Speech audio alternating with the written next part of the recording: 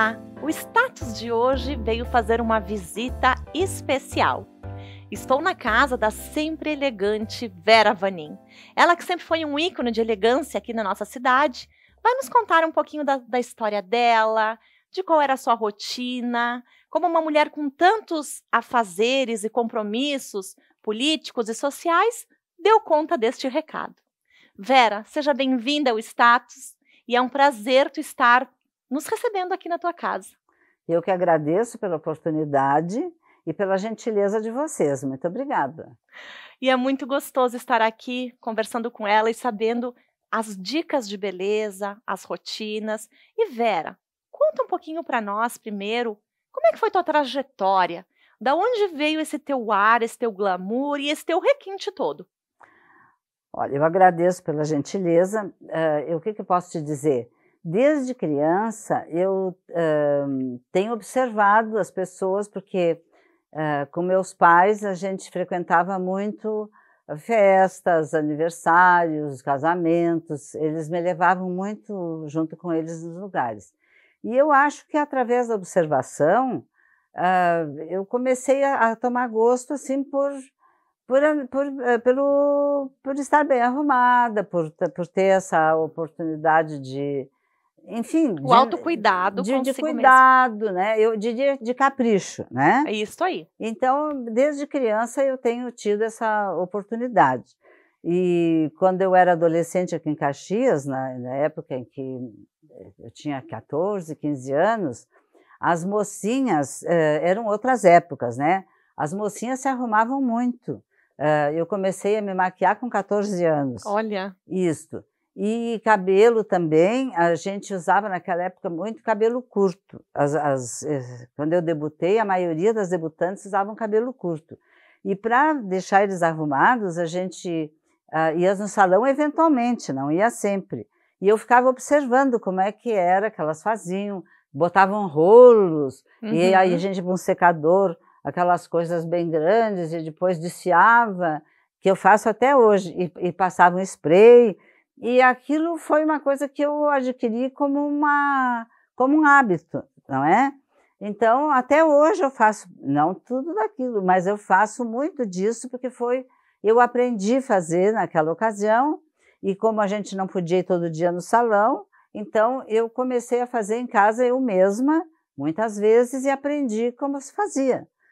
E isso facilitou muito a minha vida, né? Como todas as vezes que eu precisava ir a um evento, nem sempre eu tinha, a maioria das vezes eu não tinha tempo para ir em salão, porque eu trabalhava e eu tinha às vezes que chegava de tardezinha em casa e de noite eu tinha que ir em algum evento, acompanhar o meu marido, ou mesmo quando eu era solteira, e tinha que estar pronta, né?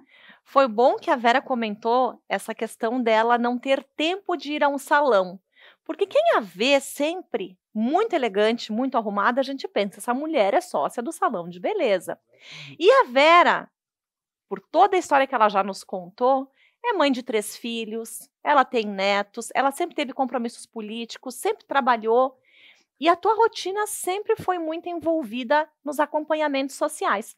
E também recebeu muitas pessoas importantes na tua casa, né, Vera? Com certeza, porque em função assim, meu marido sempre foi político, não é? Desde que, quando nós casamos, ele já era vereador.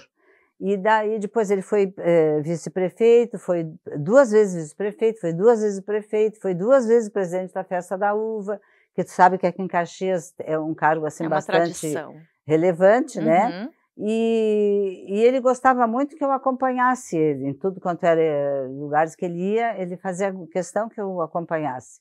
Como eu trabalhava, então eu não tinha muito tempo, eu trabalhava das 8 às 11h30, das 8h30 às 11h30 e da 1h30 às 6h30. Nossa, é um horário puxado. Todos os dias.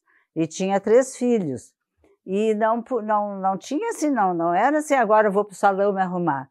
E quando chegava de noite, às vezes muitas vezes eu tinha eventos para acompanhar, e eu já tinha que sair de manhã, deixar a roupa que eu fosse usar de noite pronta, e já tinha que sair arrumada. Eu chegava em casa, era já vapt-vupt, e só retocava o pó, o batom, ajeitava um pouquinho o cabelo, e era isso. Assim que eu já saía arrumada de manhã, praticamente, né? Na verdade, a vida te ensinou a toda essa praticidade de tantos Claro, compromissos, tu te organizares e isso. estar sempre E elegante. tem mais um detalhe, a minha mãe e meu pai não gostavam, por exemplo, assim, que a gente ficasse de pijama em casa ou sem se arrumar.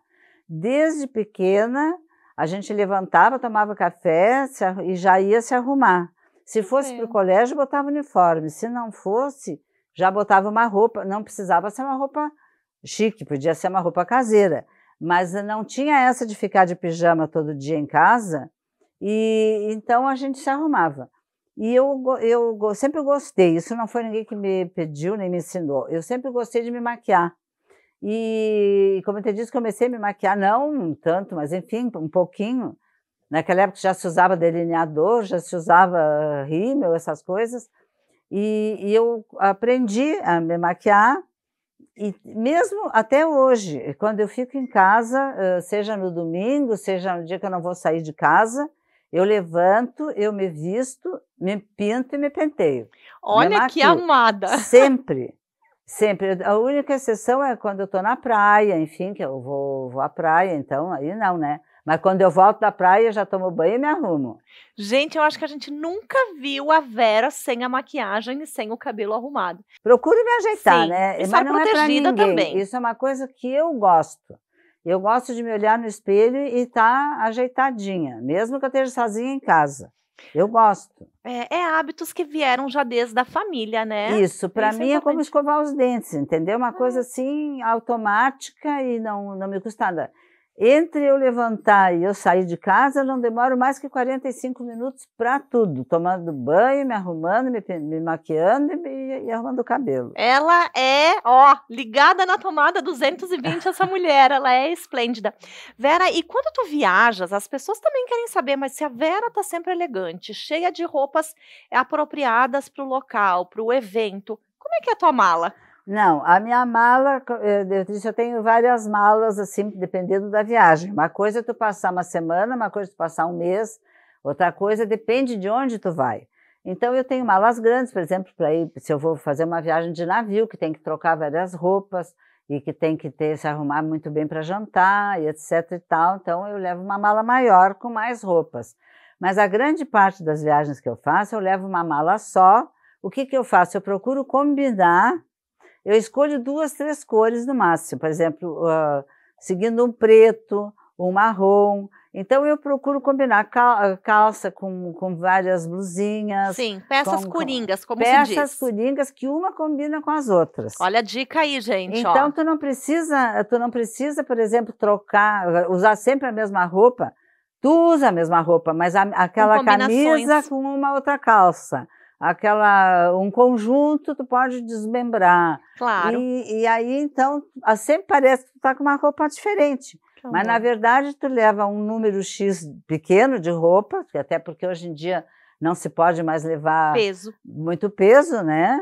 E depois, então, a gente vai trocando, porque eu levo coisas que combinam umas com as outras. Entendi.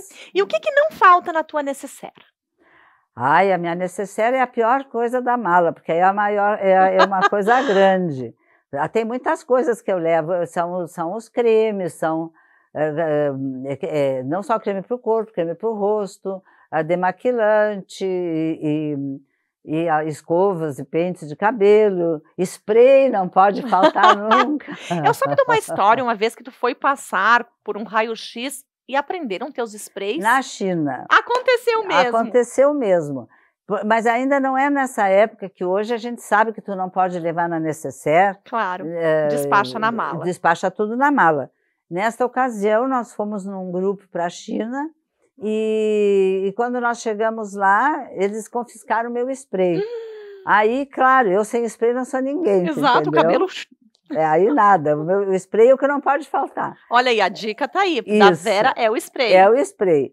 E daí o guia me salvou, ele foi pedir para ele, pelo amor de Deus, estava eu e uma outra senhora também na mesma situação.